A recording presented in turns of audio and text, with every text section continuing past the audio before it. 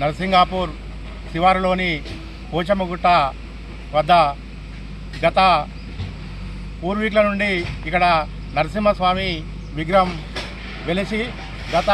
గతంలో చాలామంది కూడా మాకు తాతలు తండ్రుల నాటి నుండి కూడా ఇక్కడ పూజలు జరిపి అదేవిధంగా ఇక్కడ పైన ఉన్నటువంటి దుర్గమ్మ గుడి కూడా పురాతనమైనటువంటి దుర్గమ్మ గుడి, ఈ రెండు విగ్రహాలు కూడా ఇక్కడ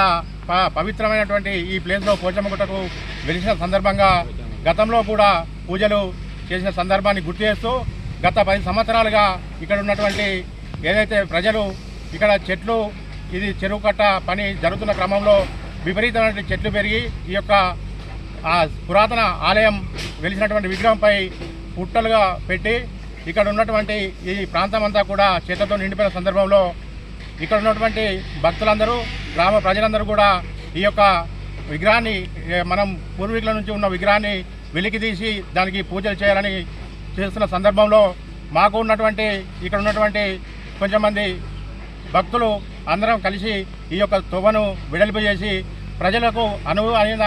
విగ్రహానికి దగ్గరికి వచ్చే విధంగా గత 4 రోజుల నుండి కూడా తొవ్వని పూర్తి చేసిన సందర్భం. ఇక్కడ ఈ యొక్క నియోజకవర్గమే కాకుండా పక్కన ఉన్నటువంటి నిజామాబాద్ జిల్లాకు సంబంధించినటువంటి భక్తులు కూడా ఈ యొక్క నరసింహస్వామి విగ్రహం దగ్గరికి రావడం జరుగుతూ ఉంది. అదేవిధంగా ఉమ్మడి మండలంగా ఉన్నటువంటి రుద్రంగి ఇప్పుడు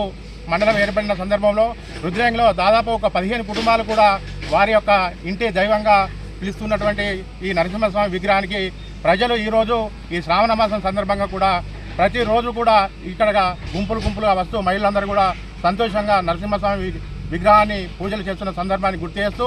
రానున్న రోజుల్లో కూడా ఈ యొక్క ఆలయానికి మరింత మెరుగైన వసతిని కల్పిస్తూ ప్రజలకు అందుబాటులో తీసుకొచ్చడానికి కూడా గ్రామ ప్రజలందరి ఆశీస్సులతో కూడా ఈ యొక్క గ్రామాన్ని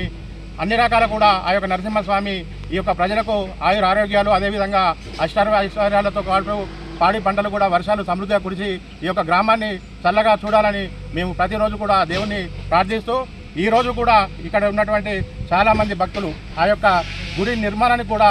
మనందరి సహకారంతో అంటే దాతలుగా కాకుండా ఓన్లీ వారు ఎవరైతే ఉన్నారో వాళ్ళు భక్తులుగానే తప్ప ఏదో విరాళాలు సేకరించి చేసే పని మాత్రం కాదు. దయచేసి ఈ యొక్క గ్రామ ప్రజలందరూ కూడా ఈ దుర్గమ్మ అదేవిధంగా ఈ యొక్క నరసింహస్వామి విగ్రహానికి మీరందరూ ఈ శ్రావణ మాసంలో చివరి వారంలో కూడా ఇక్కడ జాతరగా నిర్వహించడానికి కూడా మేమందరం కలిసికట్టుగా చేస్తామని ఇక్కడ ఈ కృషి చేసినటువంటి ఈ యొక్క భక్తులందరికీ కూడా నా నరసింగాపూర్ గ్రామ ప్రజల తరఫున నరసింహస్వామికి